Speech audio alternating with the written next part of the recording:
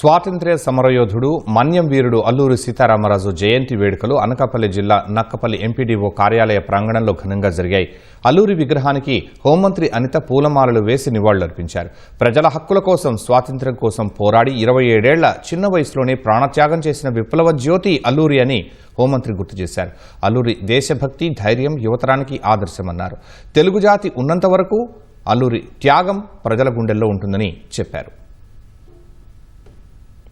అల్లూరి సీతారామరాజు గారు అనేసరికి ఒక మన్యం వీరుడు, ఒక ధైర్యానికి, అదేవిధంగా ఒక సాహసానికి కూడా ప్రతీకగా నిలిచి ప్రతి ఒక్కరి గుండెల్లోని కూడా చిరస్థాయిగా నిలిచిపోయి ఒక పోరాట యోధుడు మనకు గుర్తొస్తారు. అటువంటి వ్యక్తి మన చుట్టుపక్కల గ్రామాల్లో, మన నర్సీపట్నము, కేడీపేట, తుని, కాకినాడ ఈ పరిసర ప్రాంతాల్లో మన మధ్యలో ఉండి ఇంతకు ముందు స్వతంత్రోద్యమంలో పాల్గొన్న వ్యక్తిగా, అదేవిధంగా అతను స్ఫూర్తి తీసుకొని నిజంగా ఎంతో మంది స్వతంత్ర సమరయోధులు కూడా బయటికి రావడం కూడా జరిగింది. దీన్ని పురస్కరించుకొని అల్లూరి సీతారామరాజు గారి జయంతి వేడుకల్ని రాష్ట్ర వేడుకల కింద చేయాలి, రాష్ట్ర పండుగ కింద చేయాలి అని గౌరవ ముఖ్యమంత్రి గారి ఆదేశాల మేరకు ఈరోజు కేడీపేటలో కూడా ఈ రాష్ట్ర పండుగ అన్నది కూడా అల్లూరి సీతారామరాజు గారి జయంతోత్సవాలని స్టేట్ గవర్నమెంట్ అఫీషియల్ గా కూడా ఈరోజు సెలబ్రేట్ చేయబోతుంది.